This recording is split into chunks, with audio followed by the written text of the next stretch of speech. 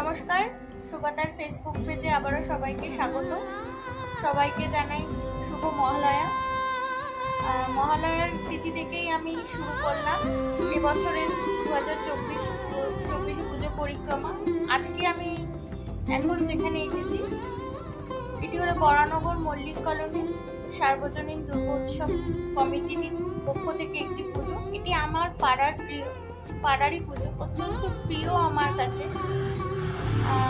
তো চলুন মণ্ডপের ভিতরে যাই। মণ্ডপের ভিতরে গিয়ে আপনাদের পুরো কাজটি দক্ষ শিল্পীদের দ্বারা যে কাজ একটি পুজো মণ্ডপ এত সুন্দর তৈরি হয়ে ওঠে সেটি আপনাদের সামনে তুলে ধরি। দুর্গাপুজোর কমিটির তরফ থেকে আমাদের একজন সদস্য আমাকে প্যান্ডেলের সম্পর্কে, থিমের সম্পর্কে কিছু বলেছেন, সেটিও আমি তুলে ধরব। চলুন ভেতরে আসবো। জড়িয়ে থাকি। আমাদের এবারে পুজো 75তম বর্ষ উৎসব, সেই কারণে আমরা আরও সুন্দর করে মানুষকে জানাতে চাই, আপনারা আসুন, আমাদের প্রতিমা দর্শন করুন, আমাদের সঙ্গে থাকুন, আমাদের উৎসাহিত করুন। এটাই একটা যে সুন্দর করে সাজানো হচ্ছে, এটা একটা থিমের পুজো। অরণ্যের ভেতরে ওই প্যান্ডেলটার মধ্যে রয়েছে সাপ, লুডো, তারা বিভিন্ন রকমভাবে প্রদর্শন হচ্ছে। মানুষের জীবনে ওঠা পড়া যেমন বোঝায়, দেশের যেমন রাজনৈতিক পরিস্থিতির মধ্যে ওঠা পড়া বোঝায়, সেই রকম একটা থিম। তার সঙ্গে থাকছে পাশা খেলা বা দাবা খেলা।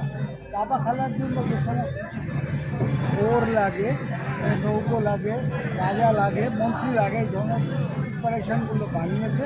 এগুলোর মাধ্যমে বোঝাতে গেছে বর্তমানে যে রাজনৈতিক পরিস্থিতি হচ্ছে সারা পৃথিবীতে, ভারতবর্ষে, তার ওপরে একটা কিছু বক্তব্য আমরা তুলে ধরব। এর ওপর আমরা সুন্দর করে সাজিয়ে লেখা একটা বার করব, তখন আরও পরিষ্কারভাবে জানানো যাবে।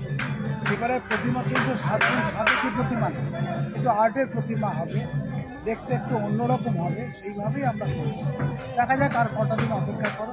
সোমবার দিন আমাদের উদ্বোধন, অনেকেই আসবেন উদ্বোধন করতে, তখন আমরা পরিষ্কারভাবে সব কিছু জানিয়ে দিতে পারি। সুন্দর সুন্দর